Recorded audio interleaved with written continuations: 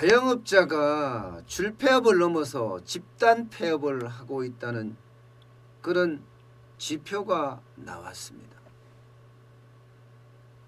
지금까지 문재인 정부 들어서서 자영업자는 그야말로 현장 직격탄을 맞았어요.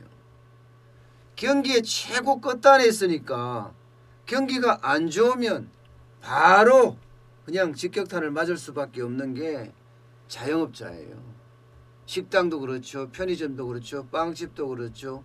뭐 머리 하는 데도 마찬가지고 옷 파는 데도 마찬가지예요. 그만큼 자영업자가 진짜 어려웠거든요. 그러다가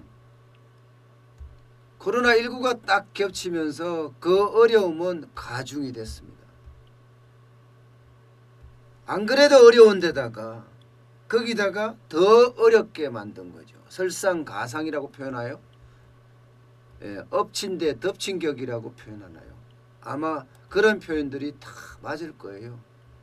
그만큼 지금 현장 경제는요, 굉장히 자영업자에게는 불리하게 돌아가고 있습니다. 자, 이 사진을 한 장 보겠습니다. 여기는 서울 경리단길 대로변에 있는 빈상가입니다. 여기가 들어가는 입구에 있어요. 입구에. 한 개만 빈상가가 아니라 주르륵 다 빈상가죠. 이게 어제 오늘의 빈상가가 된 것이 아니고요. 제가 처음 갔던 2017년부터 빈상가였습니다. 2017년 말부터요. 그만큼 자영업자들에게는 좋지 않았다는 뜻이에요. 최저임금 올랐죠. 주 52시간제 되면서 회식도 안 하고 그만큼 또 씀씀이가 줄어들게 되고요. 주 52시간제는 기업한테도 부담이고요. 근로자한테는 월급이 줄어드는 그런 효과까지 있었습니다. 때문에 소비를 그만큼 덜 한다는 이야기죠. 그러니 뭐 자영업자가 버텨내겠습니까?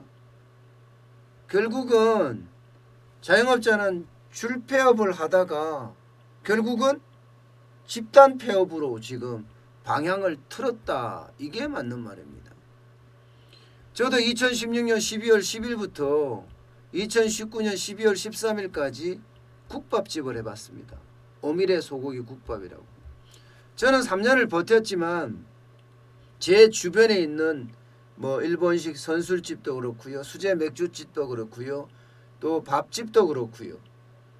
저녁에 호프집도 그렇고요. 뭐 앞뒤 좌우를 가리지 않고 망했었거든요. 심지어는요. 제가 망하고 두 번, 세 번 바뀐 곳. 뭐 저도 3년 만에 접었으니까 망했다고 해야 되겠죠. 3년 만에 두 번, 세 번 바뀐 곳도 수두룩합니다. 저는 그나마 3년을 버텼지 3년을 못 버티고 나간 사람들은요. 그만큼 생활비도 안 되고 아이들 교육비는 또 전혀 안 됐다는 이야기예요. 자영업자가 그렇게 어려웠습니다. 그런데 올 1분기에 보니까 이 줄폐업에서 집단 폐업으로 가고 있다는 그런 지표가 나온 거예요. 전국 상가 공실률이 역대 최고치를 경신했습니다. 역대 최고치. 이게 바로 최악이라는 겁니다. 한국감정원이 발표를 합니다. 상업용 부동산 임대 동향 조사 이런 걸 발표를 합니다.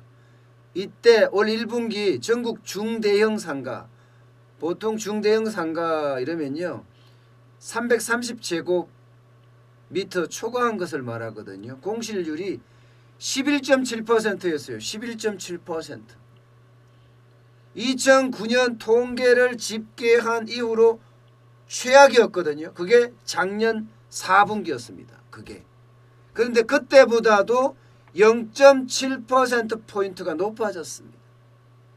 0.7%포인트요. 그러니까 굉장히 어려워졌다. 집단 폐업을 하고 있다. 이렇게 해도 지금 과언이 아닌 겁니다. 당연한 것 같아요. 당연한 것 같아요. 최저임금 뭐 팡팡 올랐지요. 주 52시간제 도입했지요. 그러니 자영업자들에게는요. 꼬꾸라지는 경기에 감당할 수가 없었던 거예요. 여기다 코로나19까지 그냥 덮치니까 그야말로 죽었다 한 겁니다. 지역은 더 심각합니다. 지역은요. 경북 지역의 공실률은 17.4%입니다. 17.4%. 그러면 걸어가다가 상가 5개 있으면 그중에 한 개 정도가, 한 개보다 조금 못 미치겠지만 한 개 정도가 비어 있다는 거예요. 전북도 마찬가지입니다. 15.7%입니다. 15.7%. 충북도 15.5%예요. 15.5%. 그야말로 지역 경기는 더 침체했죠. 여기에서 저는 위험도가 굉장히 높게 깔려져 있다고 생각을 합니다. 서울은 그나마 나아요. 제주도 그나마 나았고요. 예. 서울은 7.9%고요. 제주는 6.3%, 경기도 9.8%예요. 대구는 15.2%고요. 여기서 느끼는 것은 딱 하나입니다. 지역 경제가 무너지고 있구나. 우리 경제의 가장 약한 고리가 자영업자고 또 여기에 고령자고 여기에 지역 경제라고 제가 누누이 말씀을 드렸습니다. 지금 그 약한 고리가 깨지고 있는 신호예요. 깨지고 있는 신호. 특히 말입니다. 지역에 있으면서 고령자인 자영업자. 여기는 그야말로 거의 최악이라고 해도 과언이 아닐 겁니다. 이 사진에서 보듯이 서울도 이럴 때인데 지역은 또 얼마나 어렵겠어요. 게다가 코로나19까지 덮쳐놓으니까 이게 어디로 방향타를 잡지 못하고 흔들리는 느낌입니다. 여러분, 문제는요 앞으로입니다. 앞으로. 지금 코로나19가 1분기에는 그래도요 2월까지만 해도 사람들이 다녔어요. 3월에 돼서 이제 사회적 거리두기가 나왔으니까 말입니다. 그런데 2분기는 지금 어떻습니까? 2분기는 굉장히 어려워요. 4월, 5월, 6월 말입니다.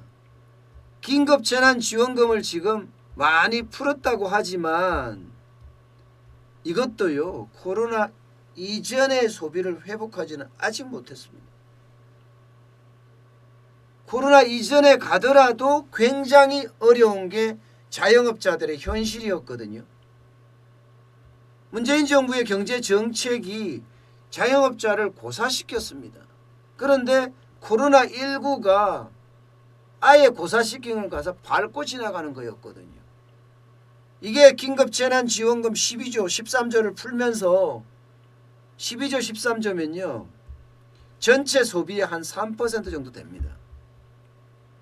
그 정도 풀면서 어느 정도 자영업자들이 숨통이 트였다 이런 말까지 나올 정도까지는 왔어요. 다시 말해서 최악은 아니라는 거죠. 감소폭이 줄어든다는 겁니다. 다시 말해서 거꾸로 말하면 매출이 조금씩 늘어난다는 거예요. 어제 저녁에 저도 이 문정동 법조타운 근처에서 호프 한잔 했거든요. 생맥주 말입니다. 그런데 제 주변에 보니까요. 저는 2층에서 먹었는데 K-팝이라는 제가 자주 가는 집이에요. 우리 구독자이기도 하고요. 참 사람들 많더라고요. 저녁 손님이 생기기 시작했다는 거예요. 제가 그런데 문정역 8번 출구했거든요. 8호선. 8호선 근처에 있으니까 여기만 가지고 모르는 거죠. 골목상권도 가봐야 되는데 골목상권도 긴급재난지원금이 도움이 됐다고 이야기를 합니다. 그러나 소비라는 것은요. 지금 경제 위기가 계속되고 있는 작년을 넘어서야 돼요. 코로나19 전이 돼야 되는데 그렇지 못하다는 겁니다. 이렇게 되면 4월은 더 어려워졌으니까요. 4월에 공실률이 더 많겠죠. 4월은 훨씬 더 늘어날 거라고 지금 예상을 하고 있고요. 5월도 마찬가지예요. 이게 매출이라는 게 큰 폭으로 상승을 해야 되거든요. 지금 많이 떨어진 곳은 뭐 99% 떨어졌다고 아우성 치는 곳이 굉장히 많거든요. 관광객을 상대하는 곳은 그만큼 많이 떨어졌습니다. 그리고 지역상권도 마찬가지예요. 지역상권도 지금 계속 버티기가 쉽지는 않다는 이야기가 계속 나오는 그런 상황이거든요. 그래서 지금은 재난지원금으로 조금을 버틸 수 있겠지만 궁극적으로요. 내수가 살아나지 않는다면 그것도 V자 반등이 안 일어난다면요. 자영업자들은 또 한 번 현장 경기는 또 한 번 최악으로 몰고 가는 그런 상황을 맞을 수밖에 없을 거예요. 긴급재난지원금도 8월 31일이면 끝이고요. 여기에 이제 소비를 어떻게 하느냐에 따라서 많이 달라질 텐데 결국은 제가 말씀드렸다시피 또 소비는 그만큼 꼬꾸라질 거고 왜? 심리가 개선이 안 됐어요. 심리가. 게다가 국가 부채에 대한 두려움들이 점점 커지고 있고요. 오히려 이거 부채 너무 많아지는 것 아니냐 하는 국민들이 많아졌습니다. 이 말은 심리를 깰 수도 있거든요. 심리를 깬다는 건요. 결국은 소비를 줄인다는 이야기예요. 그렇게 됐을 때 V자 반등이 안 일어난다. 그러면 또 2차 재난지원금을 주겠죠. 그러면 결국은 국고만 점점 바닥나는 그러면서 경제는 제대로 살리지 못하는 그런 결과가 올까봐 점점 두려워지는 겁니다. 지금 자영업자들은요. 오늘 내일 하는 곳이 참 많아요. 그렇지만 어떻게 하든 버텨보고 살아보자고 하는 사람들도 많습니다. 저는 그렇게 생각해요. 저도 국밥집을 해봤기 때문에 이럴 때일수록 희망의 끈을 놓지 말고 버텨야 합니다. 그 희망의 끈이 결국은 여러분도 그렇고요. 저도 그렇고요. 다 살릴 수 있는 힘이자 싹입니다.